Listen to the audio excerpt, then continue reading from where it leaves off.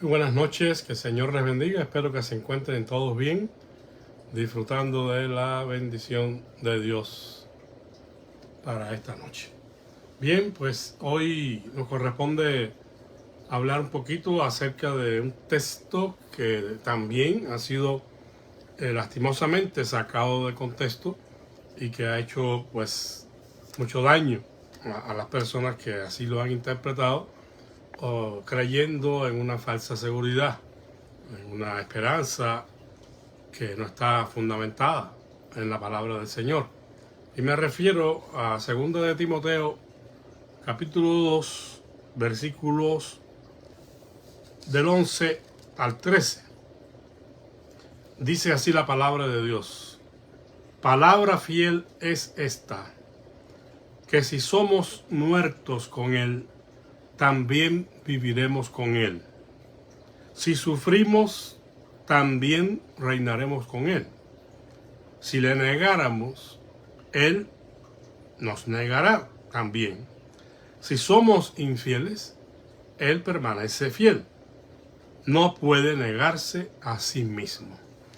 Específicamente, a este versículo 13 es al que quiero hacer referencia. Si somos infieles, Él permanece fiel, porque Él no puede negarse a sí mismo. Este versículo es sacado de su contexto para ser mal interpretado. La reflexión que les traigo nos llega de parte de el pastor dominicano Sugel Michelin, muy conocido en el mundo evangélico. Y pues su pensamiento con relación a este versículo sacado de su contexto nos va a ayudar en esta noche para comprender mejor la palabra del Señor. Hay muchas personas que piensan que estas palabras que encontramos aquí en el versículo 13 representan una de las más grandes promesas de la Biblia. Y de manera equivocada estas personas entienden que no importa cuán infieles lleguemos a ser, nuestro Dios permanece fiel. Su amor es absolutamente incondicional, dicen estas personas. Y por tanto, no importa lo que hagamos o dejemos de hacer, Él continuará bendiciéndonos y cuidando de nosotros, como lo haría con el más fiel de sus hijos. Esto es lo que asumen las personas cuando sacan de su contexto este versículo 13. El problema está en esto, que si tomamos esta declaración aislada de su contexto, nos puede llevar a concluir de que en efecto esta es una hermosa promesa. Sin embargo, cuando leemos el texto en su contexto, nos damos cuenta de que en realidad no es una promesa, sino más bien una solemne advertencia. El contexto inmediato de este versículo es el siguiente. El apóstol Pablo, que escribe a su hijo en la fe, Timoteo, le está animando a que él siga adelante haciendo la obra del ministerio a pesar de las dificultades que seguramente encontraría en el camino. Y el apóstol le recuerda a su hijo amado en la fe 4 cosas. La primera de ellas es que servimos a un Mesías victorioso que murió y resucitó. Si vamos al versículo 8, dice: acuérdate de Jesucristo, del linaje de David, resucitado de los muertos conforme a mi evangelio. O sea, el apóstol está animando a Timoteo en función de su ministerio a que recuerde a su Señor Jesucristo, quien fue muerto y resucitado conforme al evangelio que ellos están anunciando. Una segunda cosa que recuerda aquí el apóstol a Timoteo es que el mundo puede seguir o puede perseguir a los cristianos, pero no puede detener el avance del evangelio. Dice el versículo 9, en el cual sufro penalidades, o sea, en Jesucristo y su evangelio, hasta prisiones como un malhechor, mas la palabra de Dios no está presa. Así que el apóstol Pablo se encontraba en la cárcel cuando él escribe esta epístola. Por eso es que 2 de Timoteo se conoce, y 1 de Timoteo, junto a Tito y Filemón, como las epístolas carcelarias. Ahora, el apóstol está diciendo que el mundo puede perseguir, sí, a los cristianos, pero no puede detener el avance del evangelio, porque la palabra de Dios no está presa. Tercera cosa que recuerda el apóstol a Timoteo, que Dios ha dispuesto la salvación de los escogidos con gloria eterna en Cristo Jesús. El versículo 10 dice, por tanto, todo lo soporto por amor a los escogidos, para que también ellos obtengan la salvación que es en Cristo Jesús con gloria eterna. Bendito sea Dios. Y una cuarta y última cosa que recuerda el apóstol a Timoteo es que Dios es fiel a sus promesas, lo mismo que a sus advertencias. Esos fueron los versículos que leímos al comenzar. Palabra fiel es esta, que si somos muertos con Él, también viviremos con Él. Si sufrimos, también reinaremos con Él. Si le negáramos, Él también nos negará. Si somos infieles, Él permanece fiel. No puede negarse a sí mismo. Entonces, para entender este versículo 13, tenemos que leerlo en el contexto literario al cual hemos hecho referencia. Esta declaración que encontramos aquí, tenemos que entenderla en relación a su contexto. Es decir, nuestro Dios es fiel a su palabra, porque Él no puede negarse a sí mismo. Entonces, por tanto, debemos estar seguros de que si somos muertos en Cristo, también viviremos con Él. Vayas a leer textualmente una parte del artículo que nos puede ayudar definitivamente en esto. Dice el hermano, el llamado de Cristo a los suyos es un llamado a la muerte del yo y de nuestra propia seguridad, porque es un llamado a seguirlo a Él. Todo aquel que de verdad va camino al cielo debe transitar por la misma senda que Él transitó. Y ese camino, antes de llegar a la gloria, primero pasa por la cruz. Y después, un poquito más adelante, nos dice, a esto también alude Pablo en la primera parte del versículo 12, al decir, si perseveramos, también reinaremos con Él. La vida cristiana conlleva un caminar, conlleva perseverancia. Nadie puede andar diciendo que es un verdadero cristiano si no está dispuesto a someterse a la voluntad de Dios. No somos salvos por obedecer a Dios ni por hacer buenas obras, pero todos aquellos que han sido salvados por gracia, por medio de la fe, muestran la realidad de la gracia y de la fe a través de su obediencia y de sus buenas obras a lo largo de su vida, hasta su regreso o hasta que Él nos llame al hogar. Entonces, entendiendo el versículo en su contexto, no hay manera de equivocarse en cuanto a su significado. Habla el autor de las promesas y las advertencias.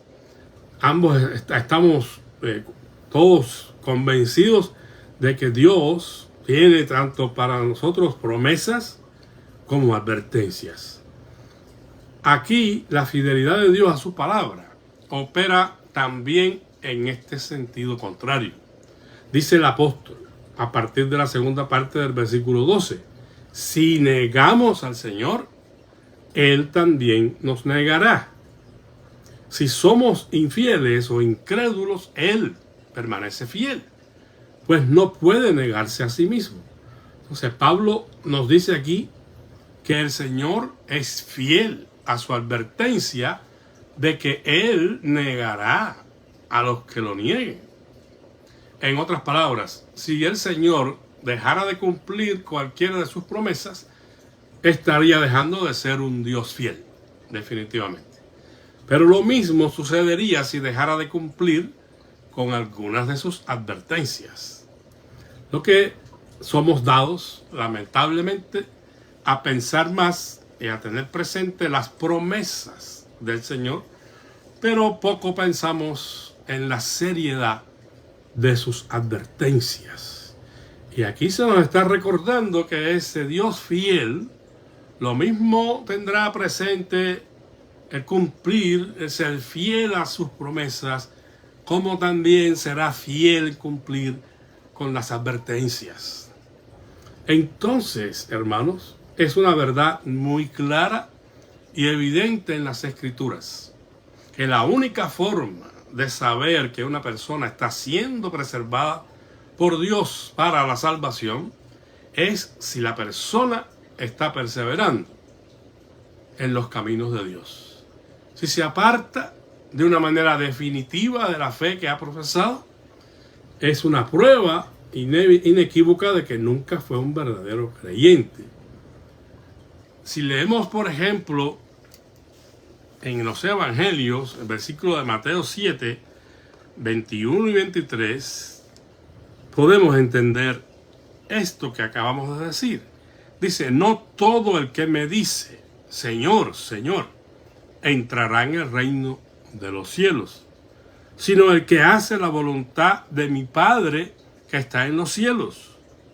Muchos me dirán en aquel día, Señor, Señor, ¿no profetizamos en tu nombre y en tu nombre echamos fuera demonios y en tu nombre hicimos muchos milagros?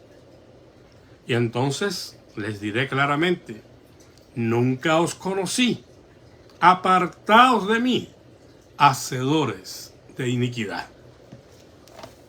Y el apóstol Juan, en su primera epístola, capítulo 2, y versículo 19, nos dice, salieron de nosotros, pero no eran de nosotros, porque si hubiesen sido de nosotros, habrían permanecido con nosotros, pero salieron para que se manifestase que no todos son de nosotros. Entonces, haciendo referencia a los anticristos, a los falsos maestros. Entonces, tenemos que tener muy claro que la única forma de confirmar la veracidad de nuestra fe es perseverando hasta el fin. Si el que perseverare hasta el fin, este será salvo. O sea que no es la perfección absoluta, porque eso es imposible. Solo Dios es perfecto de una manera absoluta, y los creyentes verdaderos también pueden fallar a Dios eventualmente. Pero el creyente verdadero se arrepiente, le duele en su corazón el pecado cometido hacia su Dios y busca su gracia para ser perdonado, para ser restaurado. Y esa permanencia, esa perseverancia es lo que indica que su fe es verdadera. Porque con su fe está venciendo al mundo, está venciendo al pecado. Pero en ninguna manera el versículo puede ser interpretado de que de cualquier manera que vivamos, independientemente de si vivimos en santidad o no, pues Dios de todas maneras nos va a bendecir y nos va a levantar y nos va a llevar de triunfo en triunfo, de gloria en gloria en Cristo Jesús, porque Él es fiel, aunque nosotros le negáramos. Pues eso es incongruente con las Escrituras, toda la enseñanza general de la Escritura. Tenemos que demostrar que somos verdaderos porque permanecemos batallando, luchando la buena batalla de la fe. Porque si caemos, nos levantamos y seguimos adelante. Porque 7 veces cae el justo y 7 veces Jehová lo levantará. Es decir, siempre que el justo caiga, el Señor lo levanta. Porque el justo se arrepiente. No quiere decir esto de ninguna manera que vamos a poder vivir o debemos vivir una vida de peca y arrepiéntete, porque en tal caso no lo hemos conocido. Dice Juan que el que practica el pecado no es de Dios, es del diablo, definitivamente.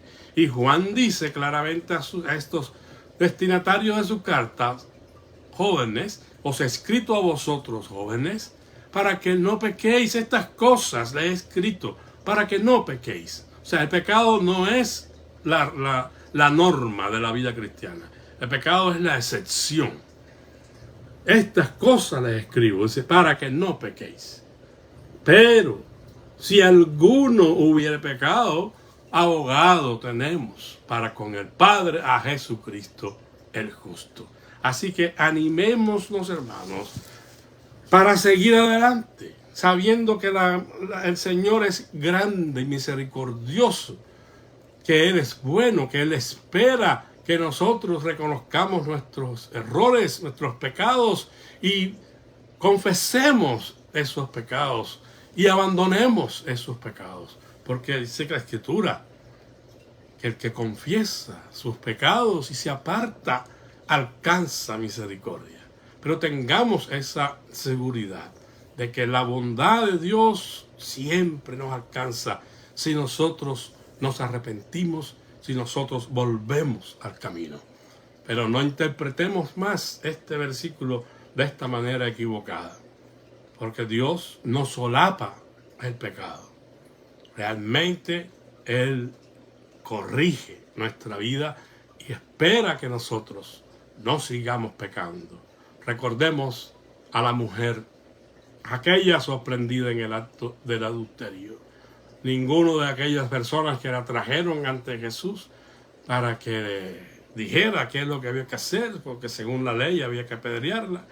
Y bueno, según Roma, ellos no podían hacer ejecución o juicio alguno allí en Israel, porque violaba la ley romana. O sea que la respuesta del Señor cuando le dijeron qué debemos hacer fue una respuesta muy sabia, ¿no?